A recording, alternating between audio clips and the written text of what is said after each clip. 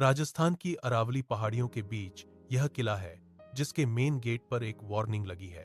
साफ शब्दों में लिखा है, यहां सूर्यास्त के बाद प्रवेश करना वर्जित है।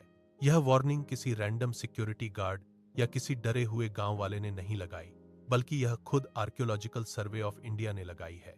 लेकिन एक रात 3 दोस्त इस वार्निंग को इग्नोर करते हैं और किले के अंदर जाने का प्लान बनाते हैं। कैसे? वह गार्ड्स की नजर से बचते हुए अंदर घुसेंगे और पूरी रात वहीं बिताएंगे। उन्होंने यह अफवाह भी सुनी थी, जो हर आसपास रहने वाले को बचपन से सुनाई जाती है, कि जो भी इस किले में रात को रोका है वो कभी जिंदा वापस नहीं आया है। लेकिन तीनों को लगा था कि यह सब बस कहानियां हैं, डर बस उनके मन में है, और इसलिए वो आगे बढ़ते हैं। शाम को सूरज ढलता है।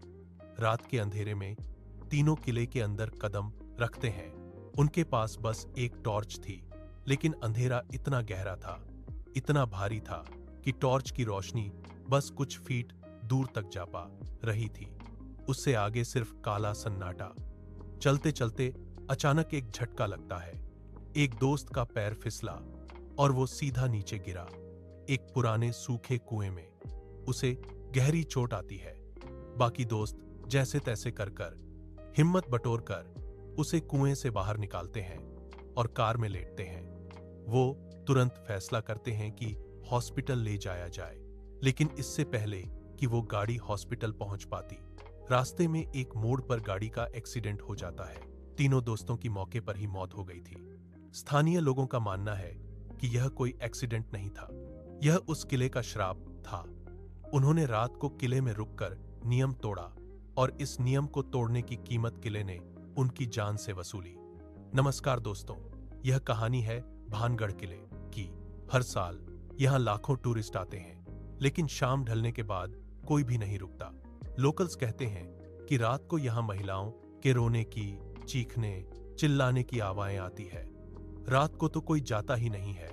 डर तो लगता है, पर कुछ क्या करें, दिखता नहीं, आवाज ही आते हैं। लेकिन भानगढ़ की असली कहानी जितनी बताई जाती है, उससे कहीं ज्यादा इंटरेस्टिंग है। इस किले का सबसे बड़ा सीक्रेट वो नहीं है जो रात को दिखता है, बल्कि वो है जो इतिहास में छिपा हुआ है। भानगढ़ की कहानी साल 1573 में शुरू होती है। आमेर के राजा भगवन दास ने अपने छोटे बेटे माधव सिंह के लिए एक नया शहर बसाने का फैसला किया। माधव सिंह मान सिंह के छोटे भाई थे। वही मान सिंह जो मुगल शहंशाह अकबर के सबसे करीबी जनरल्स में से एक थे। माधव सिंह ने अरावली की पहाड़ियों के बीच भानगढ़ बसाया। यह कोई छोटा मोटा किला नहीं था, यह एक पूरा शहर था। अपने पीक पर भानगढ़ में 9000 से ज्यादा घर थे। इसका रॉयल पहले 7 मंजिल ऊंचा था, और इसके अंदर गोपीनाथ मंदिर जैसे कई मंदिर थे, हवेलियां जिनमें मिनिस्टर्स रहते थे, और बाजार था जहां पूरे राजपूताना के व्यापारी आते थे। हजारों लोग यहां रहते थे, व्यापार करते थे, अपनी जिंदगी जीते थे। लेकिन आज अगर आप भानगढ़ जाएंगे तो सबसे पहले एक अजीब चीज नोटिस करेंगे। किले में बने किसी भी घर की छत नहीं है। पूरा स्ट्रक्चर खड़ा है, दीवारें इंटैक्ट हैं, लेकिन ऊपर की छत नहीं है। स्थानीय लोग कहते हैं कि यहां पर जब भी कोई छत बनाता है वो गिर जाती है। टूटी दीवारें हैं, उजड़े मकान हैं, सुनसान गलियां हैं। जिन हवेलियों में कभी लोग रहा करते थे, वहां केवल पत्थर बचे हैं। जिन मंदिरों में कभी पूजा होती थी, वहां आप चमगादड़ रहते हैं।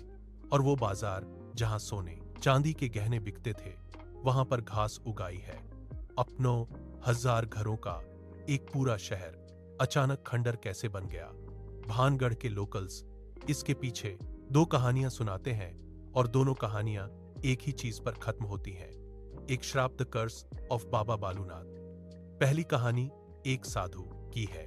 कहा जाता है कि जब माधव सिंह ने भानगढ़ बसाने की जगह चुनी, तो वहां पहले से एक साधु बाबा बालूनाथ तपस्या करते थे।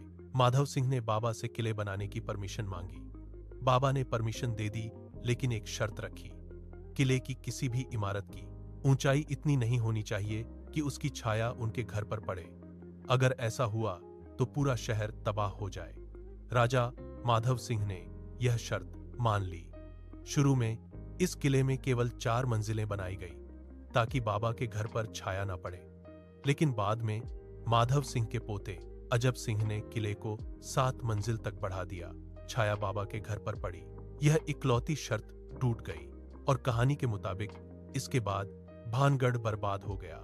यह पहली कहानी है, लेकिन दूसरी कहानी और भी ज्यादा खौफनाक है। उसके मुताबिक भानगढ़ में सिंघिया नाम का एक तांत्रिक रहता था जो काले जादू में माहिर था। उसकी नजर भानगढ़ के राजा छतर सिंह की बेटी राजकुमारी रत्नावती पर पड़ी, जो अपनी खूबसूरती के लिए पूरे राजपूताना में मशहूर थी। सिंघिया जानता था कि एक तांत्रिक होने की वजह से राजकुमारी कभी उसे स्वीकार नहीं करेगी, तो उसने काले जादू का सहारा लिया, ब्लैक मैजिक। एक दिन राजकुमारी रत्नावती अपनी सहेलियों के साथ बाजार गई। वो इत्र की दुकान पर रुकी, परफ्यूम की दुकान पर। सिंघिया को यहां मौका दिखा और उसने इत्र की शीशी को काले जादू से लव पोषण में बदल दिया। प्लान यह था कि जैसे ही राजकुमारी यह परफ्यूम लगाएंगी, वह सिंघिया के वश में हो जाएंगी। लेकिन रत्नावती को यह चाल समझ में आ गई। उन्होंने इत्र की शीशी को एक बड़े पत्थर पर फेंक दिया। काले जादू ने काम तो किया, लेकिन रत्नावती की जगह पत्थर पर वो जादुई पत्थर सिंघिया के प्यार में डूबा हुआ पत्थर सिंघिया की तरफ लुढ़कता हुआ गया और उसे कुचल कर मार डाला। लेकिन मरने से पहले सिंघिया ने एक श्राप दिया था, मंदिरों को छोड़कर पूरा किला नष्ट हो जाएगा। इस महल में रहने वाला कोई जीवित नहीं बचेगा और किसी को पुनर्जन्म भी नहीं मिलेगा। दावा किया जाता है कि अगले ही साल भानगढ़ और अजबगढ़ के बीच भयंकर युद्ध हुआ और राजकुमारी रत्नावती की भी मृत्यु हो गई। भानगढ़ पूरी तरीके से तबाह हो गया और लोगों के मुताबिक राजकुमारी रत्नावती, सिंधिया तांत्रिक और बाकी जो लोग यहां मरे, उन्हें श्राप के कारण कभी पुनर्जन्म भी नहीं मिला। इन सभी लोगों की आत्माएं आज के दिन भी भानगढ़ के किले में भटक रही है। इसी को लेकर कहा जाता है कि यही आत्माएं रात को लोगों को डराती है और यही वजह है कि जो रात को यहां रुकता है वह कभी जिंदा वापस नहीं लौटता। और कहानियां सिर्फ यही नहीं है, पूरा इंटरनेट भानगढ़ की ऐसी हटेड कहानियों से भरा पड़ा है। लोकल्स कहते हैं कि कभी महिलाओं के रोने की आवाज आती है तो औरतों के चूड़ियां तोड़ने की आवाज, कभी शादी जैसे माहौल की आवाजें आती है तो कभी चीखें जैसे कोई मदद की भीख मांग रहा हो।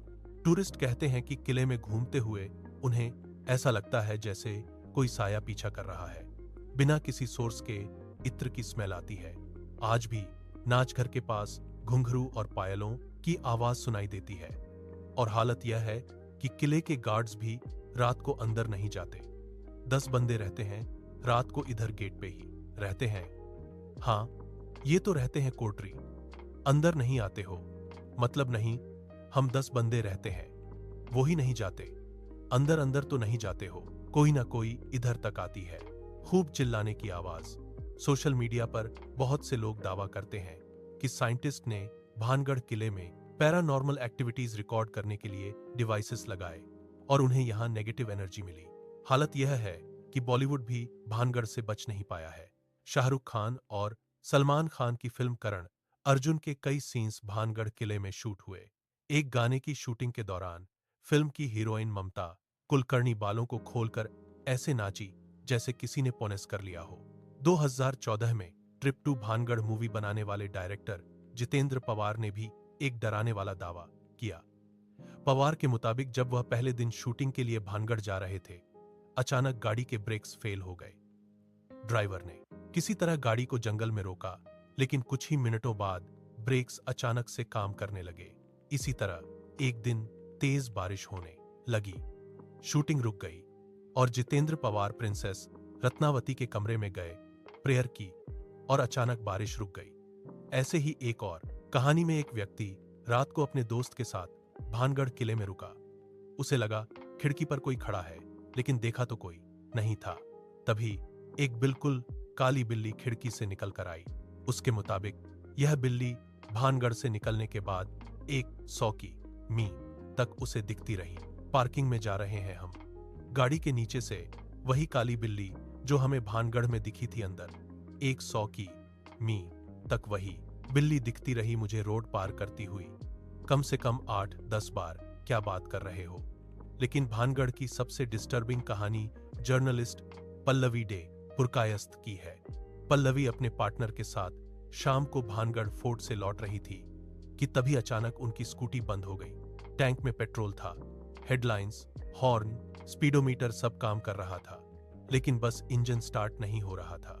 पास में एक व्यक्ति यह सब होता हुआ देख रहा था और उसने बिना स्कूटी को छुए एक ही बार में इंजन स्टार्ट कर दिया और फिर उसने कहा, दे वॉन्ट यू। पल्लवी के पार्टनर ने पूछा, कौन? उस व्यक्ति ने वापस जाते हुए मुड़कर सिर्फ इतना कहा, यू नो हु।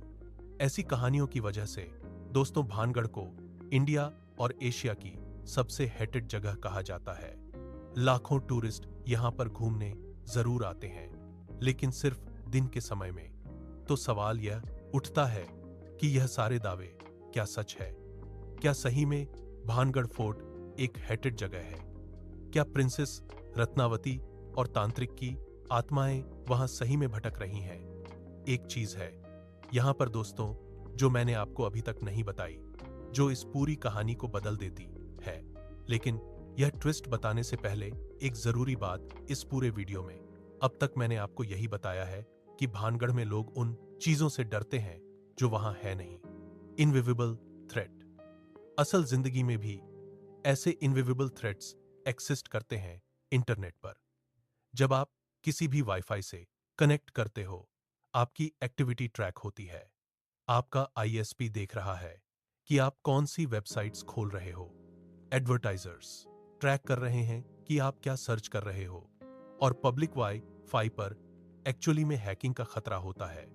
इसी प्रॉब्लम का सेशन है आज के वीडियो के स्पॉन्सर न वीपीए आपकी पूरी इंटरनेट एक्टिविटी को मिलिट्री ग्रेड इंक्रिप्शन से सिक्योर कर देता है। आपका रियल आईपीपी एड्रेस हमेशा छुपा रहता है। ब्राउजिंग हिस्ट्री आपकी आईएसपी तक कभी नहीं पहुंच पाती और पब्लिक वाई-फाई पर बैठा कोई भी हैकर कुछ नहीं देख सकता।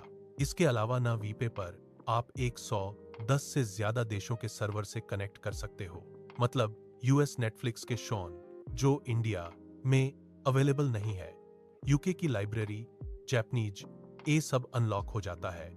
वीपे के जरिए लोकेशन भी स्पूफ करी जा सकती है। डिस्क्रिप्शन में मैंने एक स्पेशल लिंक दिया है nordvpn.com थ्रू। वहां से 2 साल का प्लान लेने पर एक बाहर डिस्काउंट मिलता है और साथ में 4 एक्स्ट्रा महीने बिल्कुल फ्री मिलते हैं। और अगर आपको पसंद ना आए तो 30 डे की मनी बैक गारंटी भी है। एक भी रुपए का रिस्क नहीं है। तो अगर आपको इसकी जरूरत लगती है तो जरूर जाकर ट्राई करना nvpn.com ध्रुव पर। अब आते हैं उस ट्विस्ट पर। राजकुमारी रत्नावती, जिन पर भानगढ़ के हर्टेड होने का पूरा लेजेंड बेस्ड है, उनके एक्सिस्ट करने का कोई वेरीफाइड हिस्टोरिकल रिकॉर्ड ही नहीं है। सही सुना आपने, न कोई शिलालेख है, न कोई कंटेम्पररी डॉक्यूमेंट है। जिस रत्नावती और जिस तांत्रिक सिंधिया का जिक्र किया जाता है, किसी को नहीं पता कि यह राजकुमारी किसकी बेटी थी, किसकी पत्नी थी और किस समय की यह कहानी है। बाबा बालूनाथ नाम का कोई संत होने का भी कोई हिस्टोरिकल प्रूफ नहीं है। यह कहानियां फोकलो है, एक पीढ़ी से दूसरी पीढ़ी को सुनाई जाती रही हैं और हर बार सुनाते वक्त यह कहानियां थोड़ी और ड्रामेटिक होती गई हैं। भानगढ़ के हेटेड होने का पूरा फाउंडेशन ऐसे किरदारों पर खड़ा है जो शायद कभी एग्जिस्ट ही नहीं करते थे। तो एक बड़ा सवाल फिर भी उठता है कि वो जो आवाजें लोगों को सुनाई देती हैं, वो शैडोज जिसके बारे में टूरिस्ट बात करते हैं, वो दे वांट यू वाली कहानी, इतने सारे लोग गलत कैसे हो सकते हैं? यहीं पर मैं आपको एक शॉकिंग बात बताना चाहता हूं। जब कोई कहता है कि उसे भानगढ़ में भूत दिखा है या अजीब सा फील हुआ है, तो जरूरी नहीं कि वो झूठ बोल रहा हो।